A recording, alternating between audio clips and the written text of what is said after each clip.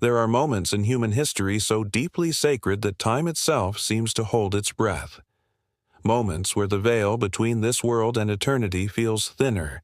Moments where the soul, weary from the journey, whispers truths that echo far beyond the grave.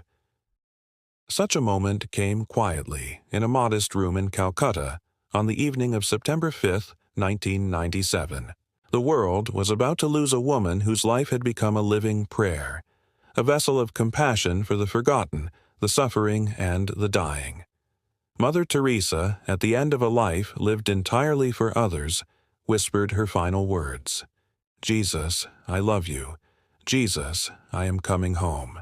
To the casual ear, they might seem simple, gentle. But to those who understand the road she walked, those words were not just a farewell. They were the climactic conclusion of a spiritual journey marked not by comfort or clarity, but by deep, abiding faith forged in silence.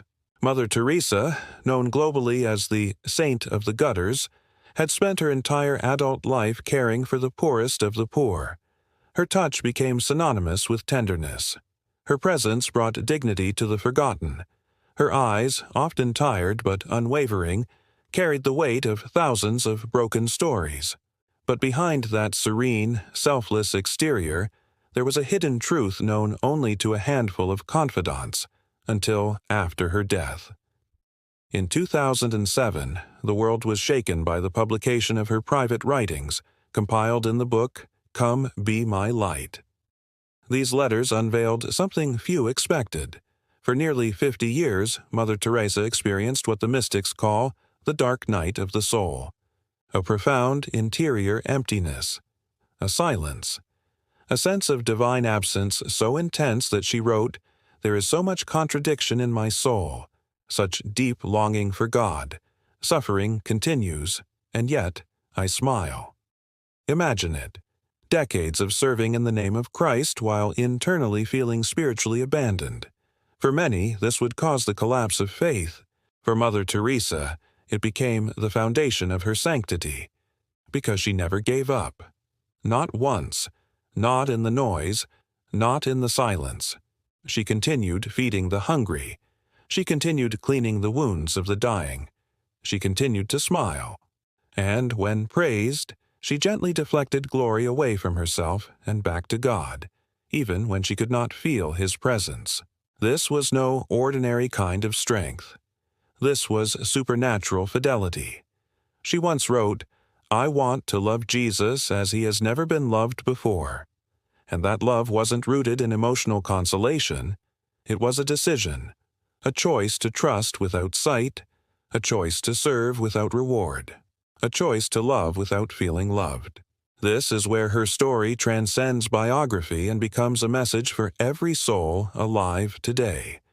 Because we, too, know silence. We, too, pray and sometimes feel nothing in return. We cry out in times of pain and hear no reply. We feel abandoned, confused, dry. And yet, if we let her example guide us, we discover a deeper truth. God's silence is not His absence. Throughout church history, many saints have spoken of this darkness. Saint John of the Cross, the great Spanish mystic, was the first to name it. La noche oscura del alma, the dark night of the soul.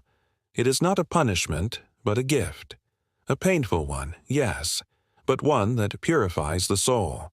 It teaches us to love God not for what He gives, but simply for who He is. Mother Teresa lived this mystery to its fullest. She was not only a missionary of charity, she was a missionary of mystery, walking hand in hand with God, even when she couldn't see Him. That's why her last words matter so deeply.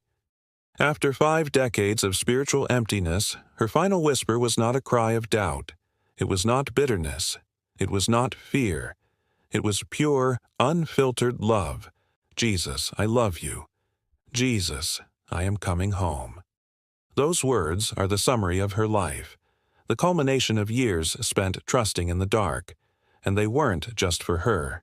They were for us. They echo now as an invitation to every soul who has ever struggled to believe, who has ever knelt and found only silence. Her life, and especially her death, is a reminder that faith is not measured by what we feel, but by how we choose to love.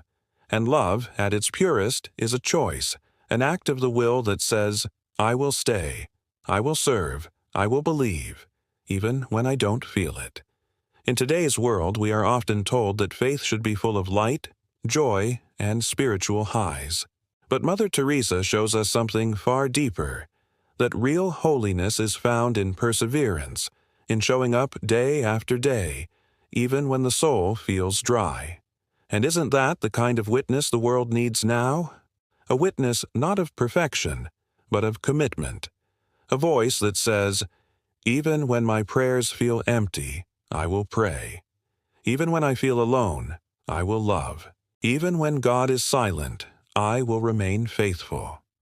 This is why she remains one of the most powerful spiritual figures in modern history, because she didn't just preach the gospel, she became it, in her silence, in her struggle, in her surrender. And now, decades after her death, her last words continue to spread across the earth like a whisper of grace. In hospital rooms, in dark nights of the soul, in quiet prayers of the lonely, we can still hear her voice. Jesus, I love you. Jesus, I am coming home. May we, too, live with such courage. May we love with such faith. And when our time comes, may our hearts be ready to say the same. If Mother Teresa's story touched your heart, don't let that light stop with you. Share this video with someone who needs to be reminded that God is present, even in the silence. And if you also long to walk deeper in faith, subscribe to the channel and turn on the notification bell. Every video here is an invitation to grow in wisdom, hope, and true love. May the silent courage of Mother Teresa inspire your day and your life. Leave a comment below. What part of her story spoke most deeply to your soul?